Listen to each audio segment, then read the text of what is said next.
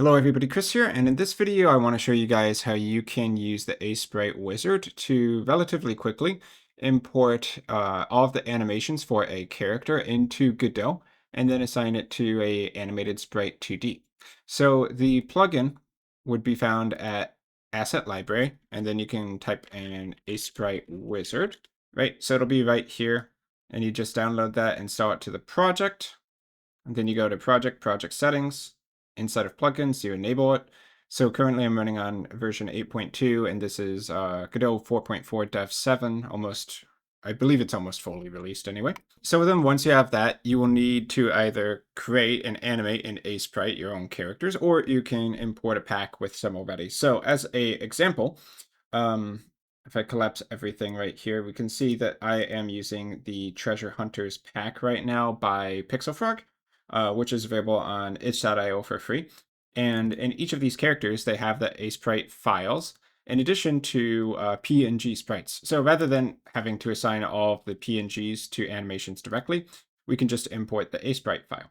So to do that, we open up Aseprite, and then we want to click on one of these Aseprite files, go over to the Import tab in the top left, and then there should be this option to import as, and notice it's going to default to no import. But for a character, you want to import it as SpriteFrames. Okay, so if we click on the import as, there's a few options in the drop-down menu. You're going to want to select either SpriteFrames, which is what I'm using for this video, or a Sprite texture, which is going to convert it into a Atlas texture. But if you want things to just kind of assign automatically, you have all the animations already loaded here, then I think the most straightforward way would be to use SpriteFrames. Then you probably won't need to do much here, but you can exclude certain layers using a regex pattern. So here I'm just trying to exclude the grid layer from the export so that the background doesn't come in, basically. So we would hit import here, and that'll load up the SpriteFrames. So before we do that, though, you may want to check the editor settings, and then go down to Aseprite, or you can type in Aseprite, and we're looking for Aseprite General. So here we have the path to Aseprite on the computer, and Aseprite is a paid program, so you do need to buy it on Steam. I think they also have it on itch.io, but if you have a copy of Aseprite, you point to the file. By default, it's just going to say like Aseprite here, so you can also just use the default set to the path. Running on Linux, though, I, for whatever reason, had to directly assign the path here. Not sure why, but when I did this, it worked. So this is the full path directly to the executable. And so we can go to import. I have grid being excluded from the export layers, and then we re-import. So that is going to give us this SpriteFrames. And then you take the SpriteFrames resource, you go to an AnimatedSprite2D, and then you just drag and drop it in. So that's going to load up all of the animations here for you to use. So you can see that this is very convenient if the animations have been set up properly. Then you basically don't have to do much work here really in general. You can just kind of play the animations. So what's handy about AnimatedSprite2Ds is that they're straightforward, don't really have much complexity. And I think for side-scrolling characters like this, it works really well. So not going to get into too much detail here, but if you do want to add extra functionality to your animations through a animation timeline, then we can use a animation player here. So I add an animation player, and then we can create an animation here. So kind of giving it the same name of, let's say, idle. And then we can do a call method on the AnimatedSprite2D.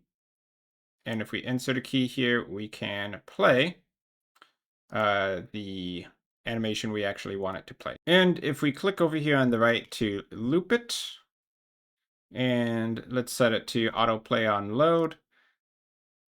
Then if we run the main level, which has this character there, then it should autoplay that animation. And then we don't need to worry about like assigning the frames inside of here or whatever. We just need to tell the AnimatedSprite2D to play the animation which already exists.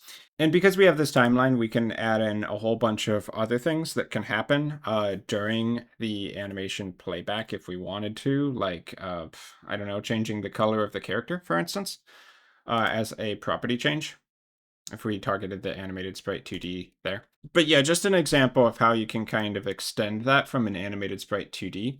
So kind of more in the workflow that you would usually do with a regular sprite 2D. So if you don't need any of that though, which is probably the case for a lot of platformer games, then we might not even need the animation player.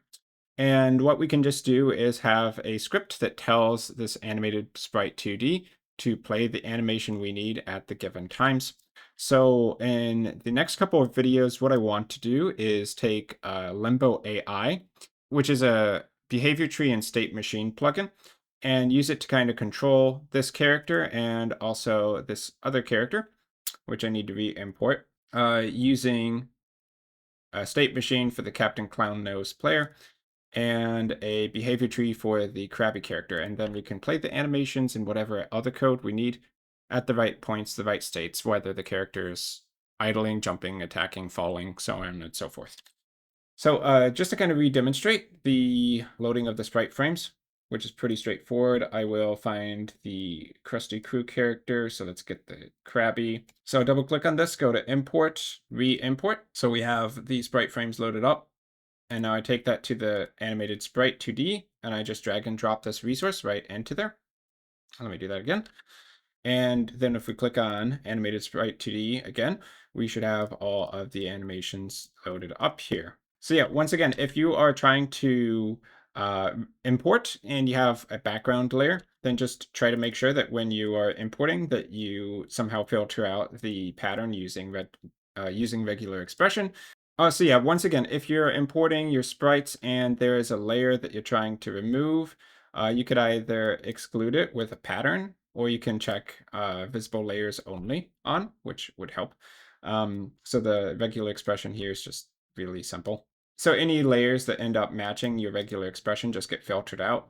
So that's pretty much it for this video. I just wanted to show how I got the animation set up before I continue with the next couple tutorials. So until my next video, I've been Chris. Thanks for watching to the end, and I will see you then.